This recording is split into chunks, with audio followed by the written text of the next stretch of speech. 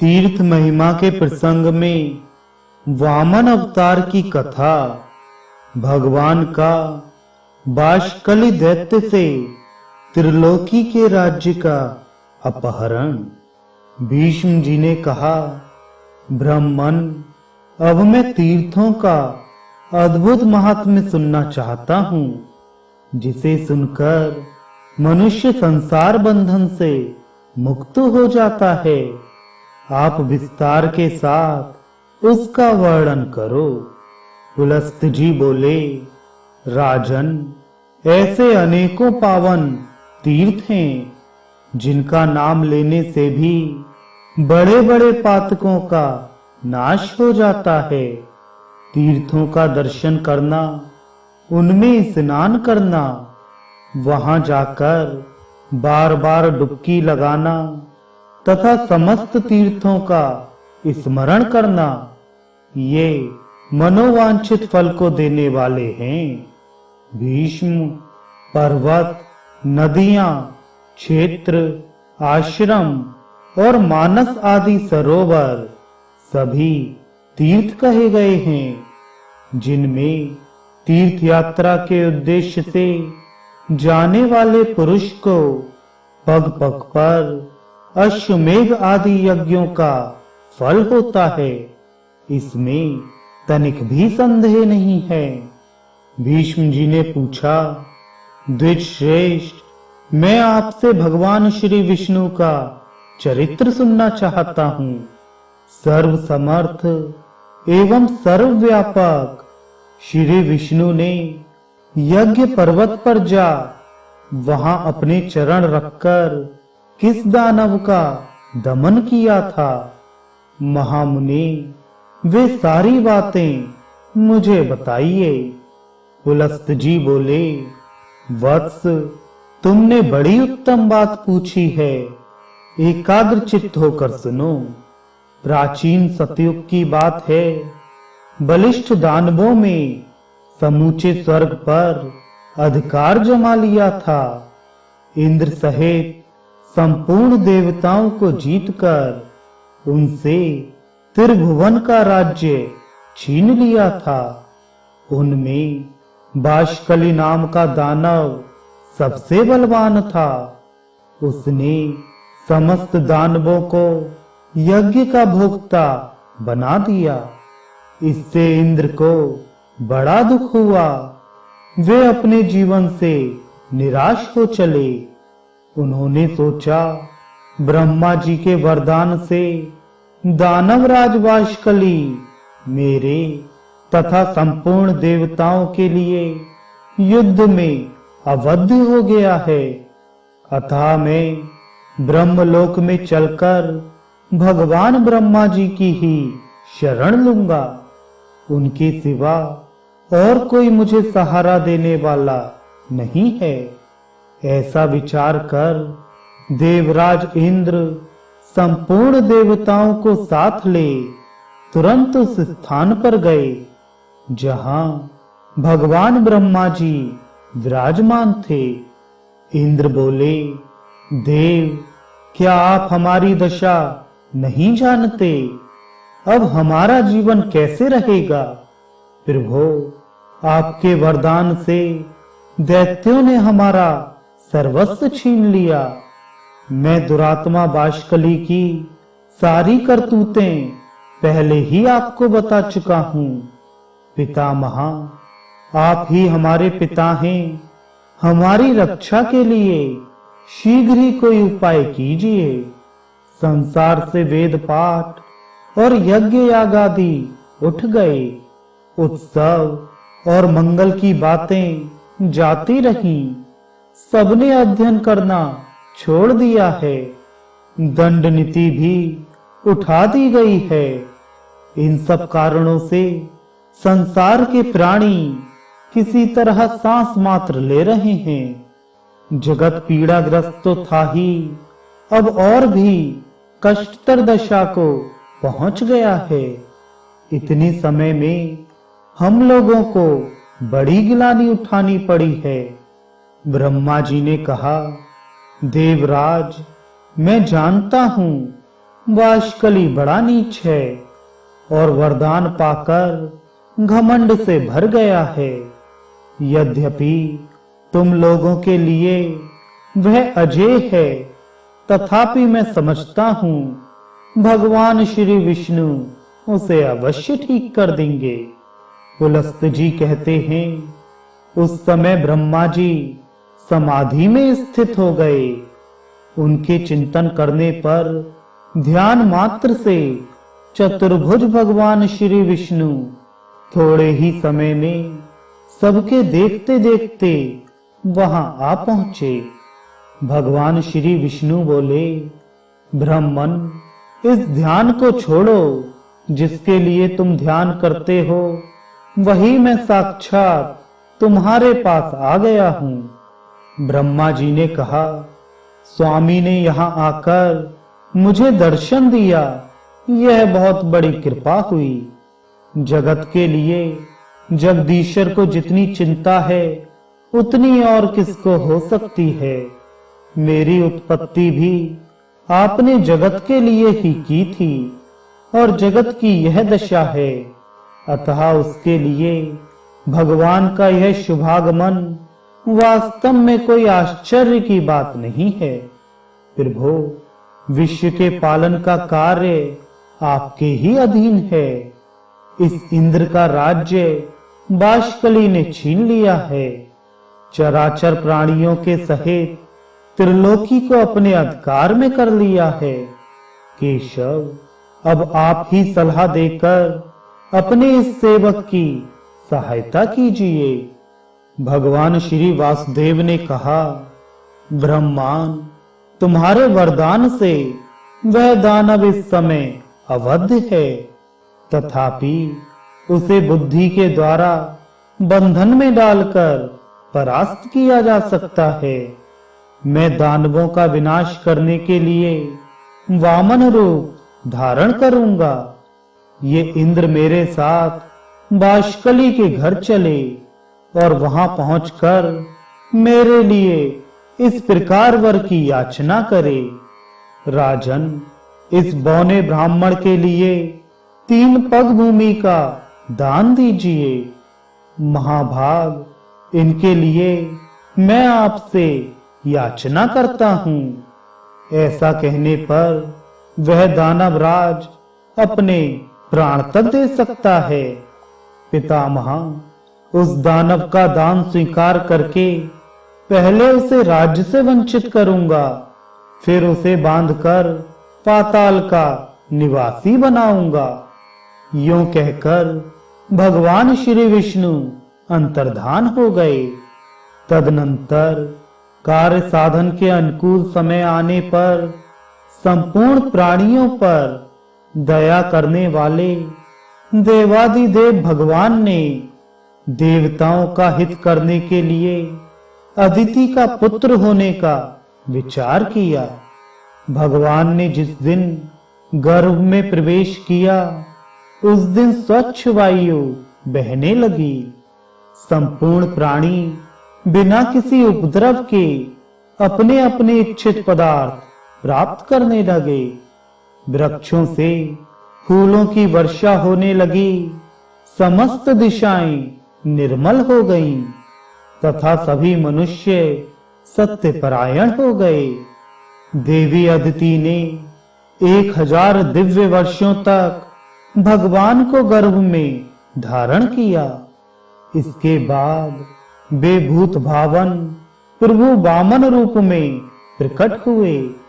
उनके अवतार लेते ही नदियों का जल स्वच्छ हो गया। वायु सुगंध बिखेरने लगी। उस तेजस्वी पुत्र के प्रकट होने से महर्षि कश्यप को भी बड़ा आनंद हुआ। तीनों लोकों में निवास करने वाले समस्त प्राणियों के मन में अपूर्व उत्साह भर गया। भगवान जनार्दन का प्रादुर्भाव होते ही स्वर्गलोक में नगारे बज उठे। अत्यंत हर्षोल्लास के कारण त्रिलोकी के मोह और दुख नष्ट हो गए। गंधर्वों ने अत्यंत उच्च स्वर से संगीत आरंभ किया। कोई ऊंचे स्वर से भगवान की जय जयकार करने लगे, कोई अत्यंत हर्ष में भरकर जोर जोर से गर्जना करते हुए बारंबार भगवान को साधुवाद देने लगे, तथा कुछ लोग जन्म, भय, बुढ़ापा और मृत्यु से छुटकारा पाने के लिए उनका ध्यान करने लगे। इस प्रकार यह संपूर्ण जगत सब ओर से अत्यंत प्रसन्न हो उठा। देवता लोग मन ही मन विचार करने लगे, ये साक्षात परमात्मा श्री विष्णु हैं।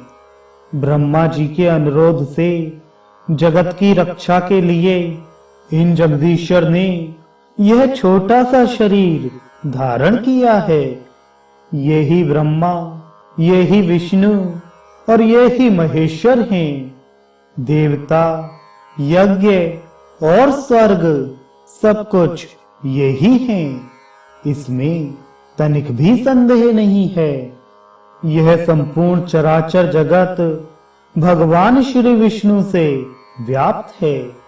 ये एक होते हुए भी पृथक शरीर धारण करके ब्रह्मा के नाम से विख्यात हैं। जिस प्रकार बहुत से रंगों वाली वस्तुओं का सानिध्य होने पर स्फटिक मणि विचित्र सी प्रतीत होने लगती है, वैसे ही मायामय गुणों के संसर्ग से स्वयंभू परमात्मा की नाना रूपों में प्रतीति होती है।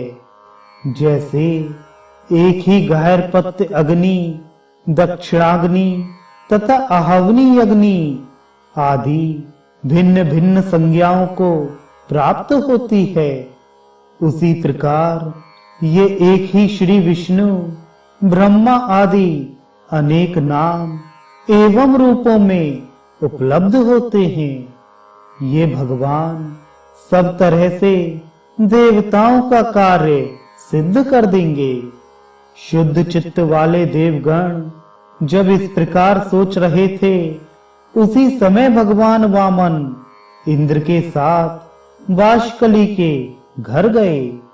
उन्होंने दूर से ही बाष्कली की नगरी को देखा, जो परकोटे से घिरी थी। सब प्रकार के रत्नों से सजे हुए ऊंचे ऊंचे सफेद महल, जो आकाशचारी प्राणियों के लिए भी अगम्य थे, उस पुरी की शोभा बढ़ा रहे थे।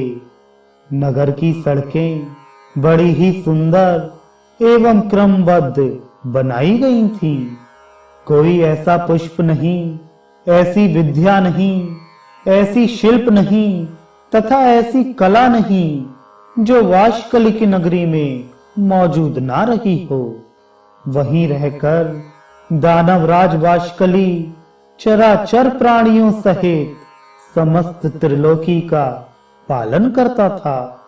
वह धर्म का ज्ञाता, कृतज्ञ, सत्यवादी और जितेंद्रिय था।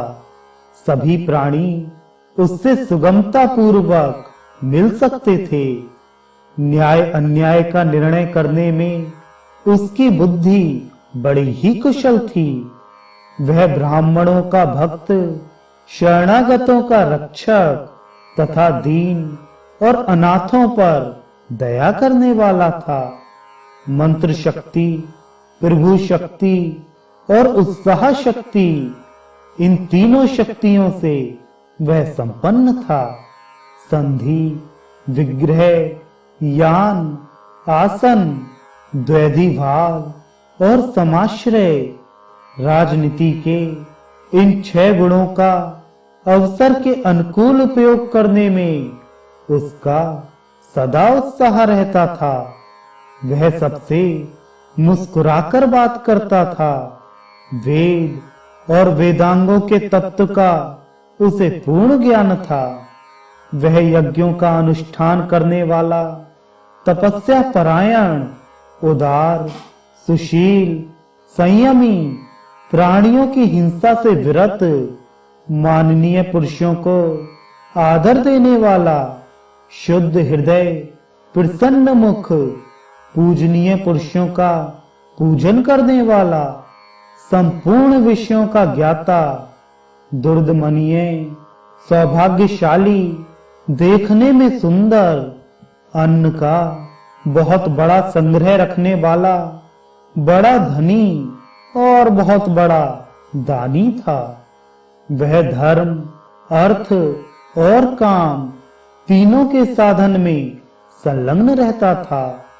बाष्कली त्रिलोकी का एक श्रेष्ठ पुरुष था। वह सदा अपनी नगरी में ही रहता था। उसमें देवता और दानवों के भी घमंड को चूर्ण करने की शक्ति थी। ऐसे गुणों से विभूषित होकर वह त्रिभुवन की समस्त प्रजा का पालन करता था। उस दानवराज के राज्य में कोई भी अधर्म नहीं होने पाता था। उसकी प्रजा में कोई भी ऐसा नहीं था जो दीन, रोगी, अल्पायु, दुखी, मूर्ख, कुरूप, दुर्भाग्यशाली और अपमानित हो। इंद्र को आते देख दानवों ने जाकर राजा बाष्कली से कहा, प्रभु, बड़े आश्चर्य की बात है कि आज इंद्र एक बौने ब्राह्मण के साथ अकेले ही आपकी पुरी में आ रहे हैं। इस समय हमारे लिए जो कर्तव्य हो उसे शीघ्र बताइए। उनकी बात सुनकर बाष्कली ने कहा, दानवों, इस नगर में देवराज को आदर के साथ ले आना चाहिए। वे आज हमारे पूजनीय अतिथि हैं। पुलस्त जी कहते हैं, दानवराज बाष्कली दानवों से ऐसा कहकर फिर स्वयं इंद्र से मिलने के लिए अकेला ही राजमहल से बाहर निकल पड़ा और अपने शोभा संपन्न नगर की 7वीं ड्योढ़ी पर जा पहुंचा। इतने में ही उधर से भगवान वामन और इंद्र भी आ पहुंचे। दानवराज ने बड़े प्रेम से उनकी ओर देखा और प्रणाम करके अपने को कृतार्थ माना। वह हर्ष में भरकर सोचने लगा, मेरे समान धन्य दूसरा कोई नहीं है, क्योंकि आज मैं त्रिभुवन की राजलक्ष्मी से संपन्न होकर इंद्र को याचक के रूप में अपने घर पर आया हुआ देखता हूं। ये मुझसे कुछ याचना करेंगे। घर पर आए हुए इंद्र को मैं अपनी स्त्री, पुत्र, महल तथा अपने प्राण भी दे डालूंगा। फिर त्रिलोकी के राज्य की तो बात ही क्या है। यह सोचकर उसने सामने आ इंद्र को अंक में भरकर बड़े आदर के साथ गले लगाया और अपने राजभवन के भीतर ले जाकर अर्घ्य तथा आचमनीय आदि से उन दोनों का यत्न पूर्वक पूजन किया। इसके बाद बाष्कली बोला, इंद्र, आज मैं आपको अपने घर पर स्वयं आया देखता हूं। इससे मेरा जन्म सफल हो गया। मेरे सभी मनोरथ पूर्ण हो गए। प्रभु, मेरे पास आपका किस प्रयोजन से आगमन हुआ, मुझे सारी बात बताइए। आपने यहां तक आने का कष्ट उठाया, इसे मैं बड़े आश्चर्य की बात समझता हूं। इंद्र ने कहा, बाष्कले, मैं जानता हूं दानव वंश के श्रेष्ठ पुरुषों में तुम सबसे प्रधान हो।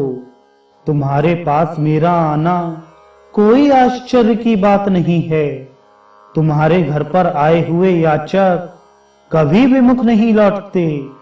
तुम याचकों के लिए कल वृक्ष हो। तुम्हारे समान दाता कोई नहीं है। तुम प्रभा में सूर्य के समान हो, गंभीरता में सागर की समानता करते हो। क्षमाशीलता के कारण तुम्हारी पृथ्वी के साथ तुलना की जाती है। ये ब्राह्मण देवता वामन कश्यप जी के उत्तम कुल में उत्पन्न हैं।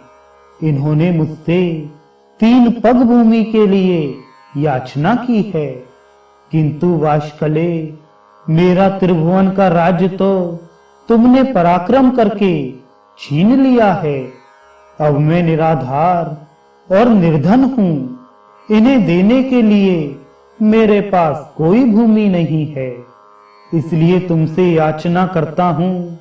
याचक मैं नहीं, ये हैं। दानवेंद्र, यदि तुम्हें अभीष्ट हो तो इन वामन जी को 3 पग भूमि दे दो।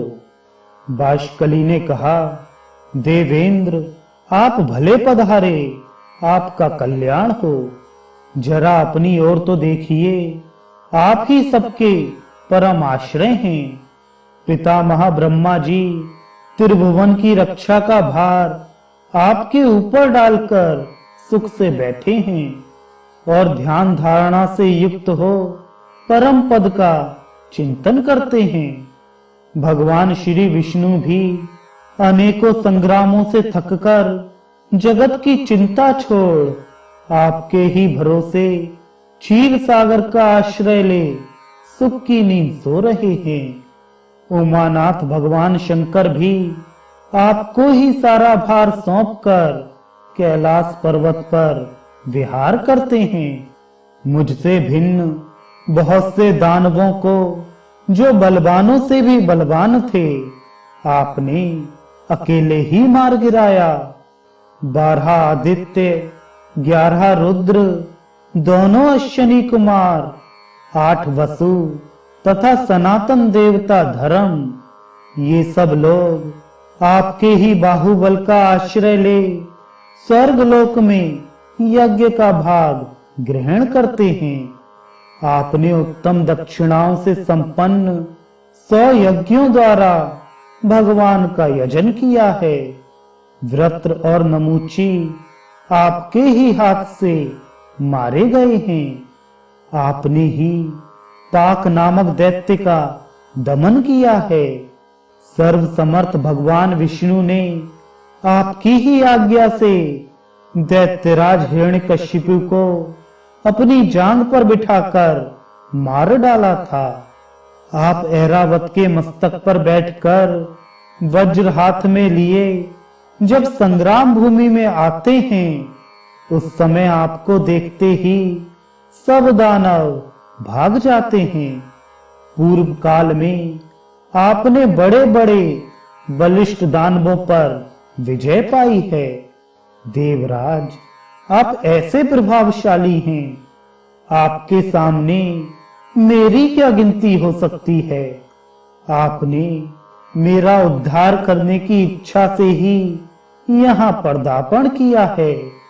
निसंदेह मैं आपकी आज्ञा का पालन करूंगा। मैं निश्चय पूर्वक कहता हूं, आपके लिए अपने प्राण भी दे दूंगा। देवेश्वर, आपने मुझसे इतनी सी भूमि की बात क्यों कही?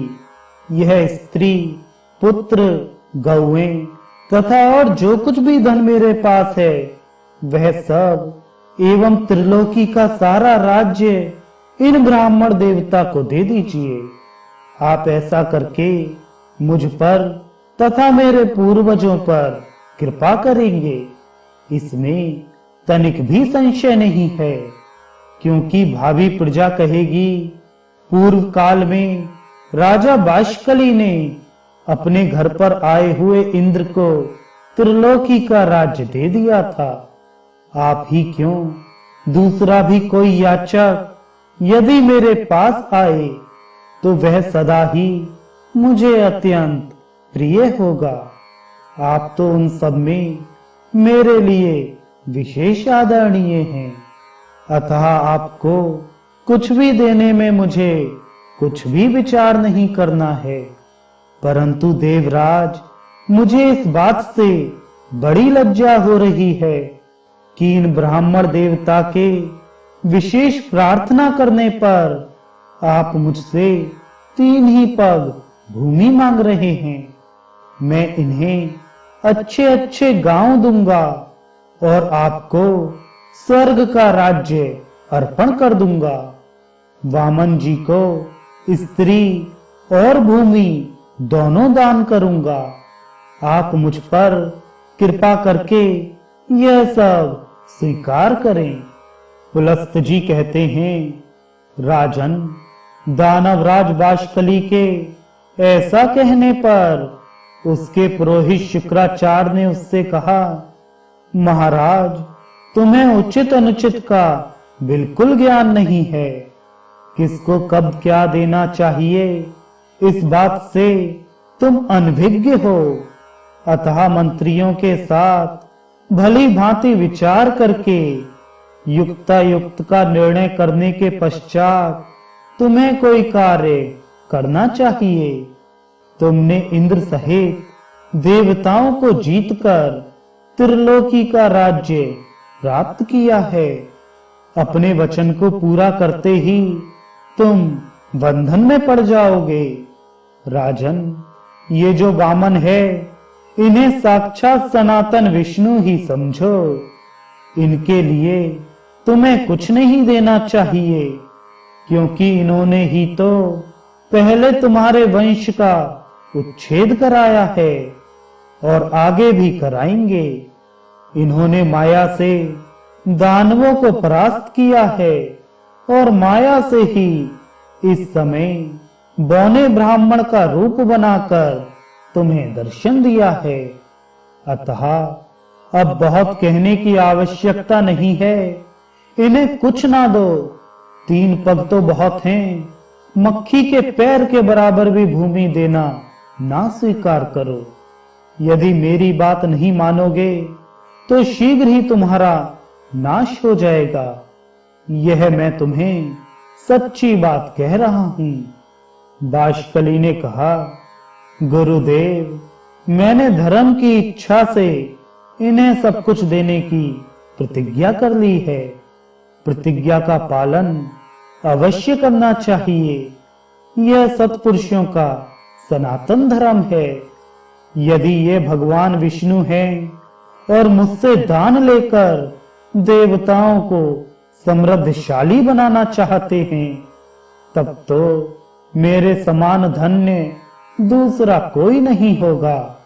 ध्यान परायण योगी निरंतर ध्यान करते रहने पर भी जिनका दर्शन जल्दी नहीं कर पाते, उन्होंने ही यदि मुझे दर्शन दिया है, तब तो इन देवेश्वर ने मुझे और भी धन्य बना दिया।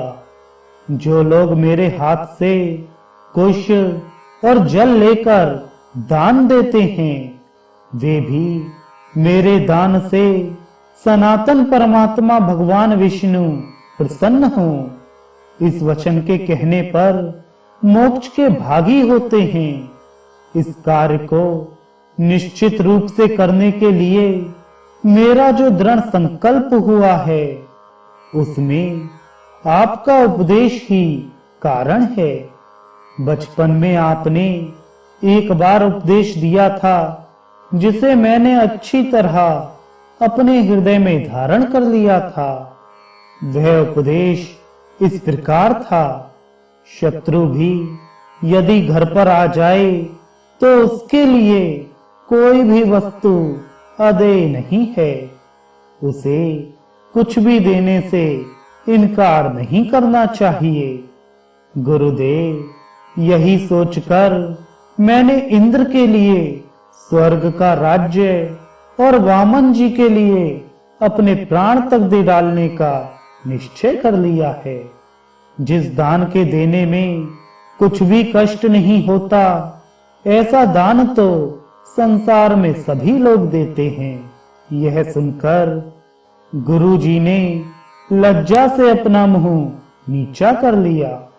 तब बाष्कली ने इंद्र से कहा, देव, आपके मांगने पर मैं सारी पृथ्वी दे सकता हूं। यदि इन्हें 3 ही पग भूमि देनी पड़ी तो यह मेरे लिए लज्जा की बात होगी। इंद्र ने कहा, दानवराज, तुम्हारा कहना सत्य है, किंतु इन ब्राह्मण देवता ने मुझसे 3 ही पग भूमि की याचना की है। इनको इतनी ही भूमि की आवश्यकता है। मैंने भी इन्हीं के लिए तुमसे याचना की है, अतः इन्हें यही वर प्रदान करो। बाष्कली ने कहा, देवराज, आप वामन को मेरी ओर से 3 पग भूमि दे दीजिए और आप भी चिरकाल तक वहां सुख से निवास कीजिए। पुलस्त्य जी कहते हैं, यह कहकर बाष्कली ने हाथ में जल ले, साक्षात श्री हरि मुझ पर प्रसन्न हो, ऐसा कहते हुए वामन जी को 3 पग भूमि दे दी। दानवराज के दान करते ही श्री हरि ने वामन रूप त्याग दिया और देवताओं का हित करने की इच्छा से संपूर्ण लोकों को नाप लिया। वे यज्ञ पर्वत पर पहुंचकर उत्तर की ओर मुंह करके खड़े हो गए। उस समय दानव लोग भगवान के बाएं चरण के नीचे आ गया। तब जगदीश्वर ने पहला पग सूर्यलोक में रखा और दूसरा ध्रुवलोक में। फिर अद्भुत कर्म करने वाले भगवान ने तीसरे पग से ब्रह्मांड पर आघात किया। उनके अंगूठे के अग्रभाग से लगकर ब्रह्मांड कटहा फूट गया, जिससे बहुत सा जल बाहर निकला। उसे ही भगवान श्री विष्णु के चरणों से प्रकट होने वाली वैष्णवी नदी गंगा कहते हैं। गंगा जी अनेक कारणवश भगवान श्री विष्णु के चरणों से प्रकट हुई हैं। उनके द्वारा चराचर प्राणियों सहित समस्त त्रिलोकी व्याप्त है।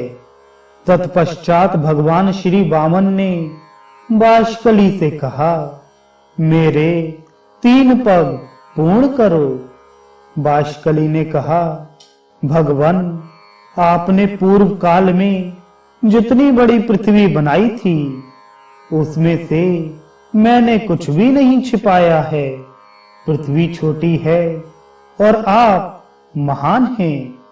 मुझ में सृष्टि उत्पन्न करने की शक्ति नहीं है, जिससे कि दूसरी पृथ्वी बनाकर आपके 3 पग पूर्ण करूं। देव, आप जैसे प्रभुओं की इच्छा शक्ति ही मनोवांछित कार्य करने में समर्थ होती है। सत्यवादी बाष्कली को निरुत्तर जानकर भगवान श्री विष्णु बोले, दानवराज, बोलो, मैं तुम्हारी कौन सी इच्छा पूर्ण करूं। तुम्हारा दिया हुआ संकल्प का जल मेरे हाथ में आया है, इसलिए तुम वर पाने के योग्य हो, वरदान के उत्तम पात्र हो। तुम्हें जिस वस्तु की इच्छा हो मांगो, मैं उसे दूंगा। बाष्कली ने कहा, देवेश्वर, मैं आपकी भक्ति चाहता हूं। मेरी मृत्यु भी आपके ही हाथ से हो, जिससे मुझे आपके परम धाम श्वेतद्वीप की प्राप्ति हो, जो तपस्वियों के लिए भी दुर्लभ है। पुलस्त्य जी कहते हैं, बाष्कली के ऐसा कहने पर भगवान श्री विष्णु ने कहा, तुम 1 कल्प तक ठहरे रहो। जिस समय बराह रूप धारण करके मैं रसातल में प्रवेश करूंगा, उसी समय तुम्हारा वध करूंगा। इससे तुम मेरे रूप में लीन हो जाओगे। भगवान के ऐसे वचन सुनकर वह दानव उनके सामने से चला गया। भगवान भी उससे त्रिलोकी का राज्य छीनकर अंतर्धान हो गए। बाष्कली पाताल लोक का निवासी होकर सुखपूर्वक रहने लगा। बुद्धिमान इंद्र तीनों लोकों का पालन करने लगे। यह जगत गुरु भगवान श्री विष्णु के वामन अवतार का वर्णन है। इसमें श्री गंगा जी के प्रादुर्भाव की कथा भी आ गई है। यह प्रसंग सब पापों का नाश करने वाला है। यह मैंने श्री विष्णु के तीनों पगों का इतिहास बतलाया है, जिसे सुनकर मनुष्य इस संसार में संपूर्ण पापों से मुक्त हो जाता है। श्री विष्णु के पगों का दर्शन कर लेने पर उसके दुष्सपन, दुश्चिंता और घोर पाप शीघ्र नष्ट हो जाते हैं। पापी मनुष्य प्रत्येक युग में यज्ञ पर्वत पर स्थित श्री विष्णु के चरणों का दर्शन करके पाप से छुटकारा पा जाते हैं। भीष्म, जो मनुष्य मौन होकर यज्ञ पर्वत पर चढ़ता है अथवा तीनों पुष्करों की यात्रा करता है, उसे अश्वमेघ यज्ञ का फल मिलता है।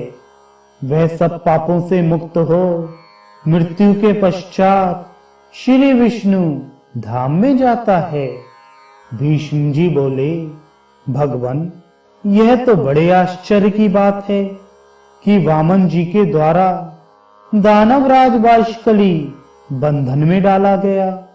मैंने तो श्रेष्ठ ब्राह्मणों के मुख से ऐसी कथा सुन रखी है कि भगवान ने वामन रूप धारण करके राजा बलि को बांधा था और विरोचन कुमार बलि आज तक पाताल लोक में मौजूद हैं। अतः आप मुझसे बलि के बांधे जाने की कथा का वर्णन कीजिए। पुलस्त जी बोले, नृपश्रेष्ठ, मैं तुम्हें सब बातें बताता हूं, सुनो। पहली बार की कथा तो तुम सुन ही चुके हो। दूसरी बार वर्तमान वैवस्वत मनवंतर में भी भगवान श्री विष्णु ने त्रिलोकी को अपने चरणों से नापा था। उस समय उन देवादिदेव ने अकेले ही यज्ञ में जाकर राजा बलि को बांधा और भूमि को नापा था। उस अवसर पर भगवान का पुनः वामन अवतार हुआ तथा पुनः उन्होंने त्रिविक्रम रूप धारण किया था। वे पहले वामन होकर फिर अवामन अर्थात विराट